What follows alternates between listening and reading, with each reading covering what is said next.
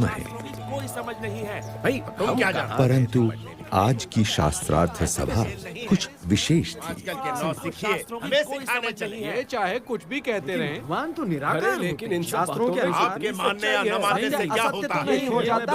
और असत्य के बारे में ये क्या जानते हैं? शास्त्रों के अनुसार शांतम शांतम विद्वानों, शांत हो जाइए।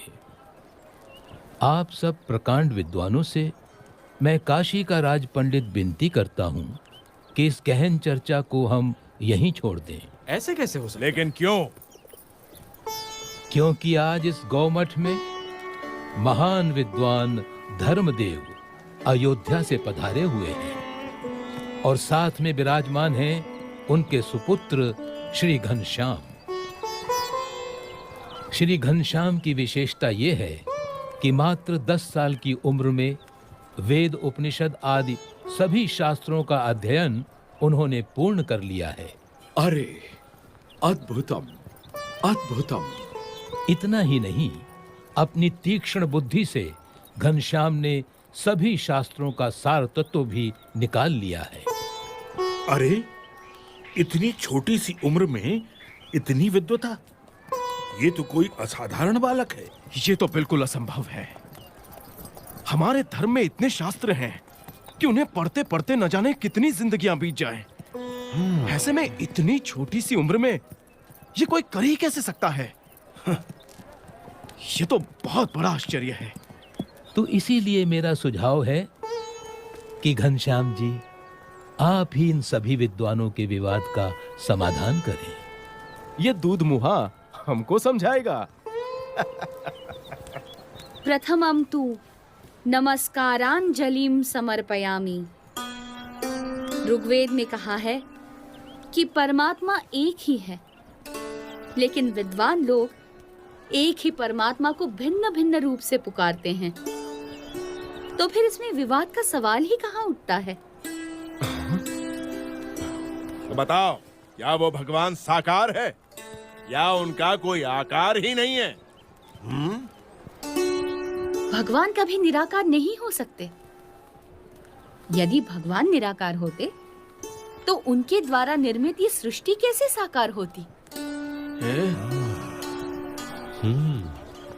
अरे, जिन्होंने इस साकार सृष्टि की रचना की है, वे भगवान कैसे बिना आकार के हो सकते हैं? शास्त्रों में भगवान के दिव्य स्वरूप का कितना अद्भुत वर्णन है। वे तो सदा साकार हैं। वेद में कहा है कि स ईक्षत, यानी भगवान ने देखा।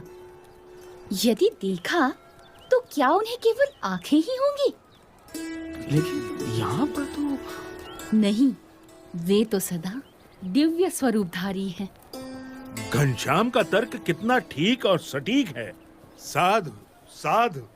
ये तो कोई विद्वान है या फिर स्वयं भगवान। अभिनंदन, धन्य प्रभु। साधु साधु।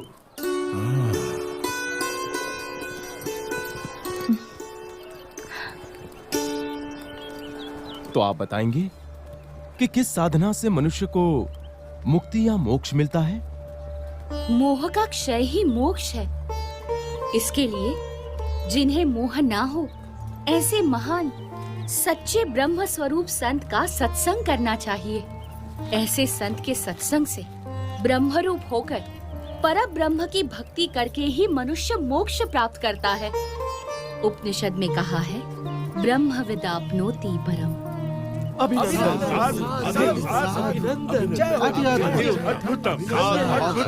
प्रभु।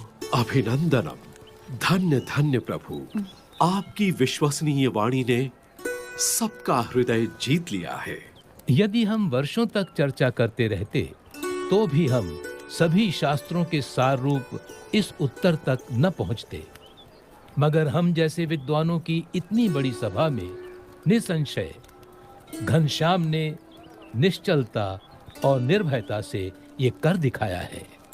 वो तो सिर्फ परमात्मा ही कर सकते हैं। मैं काशी का राजा घनश्याम प्रभु का सम्मान करता हूँ। बोलो घनश्याम प्रभु की जय।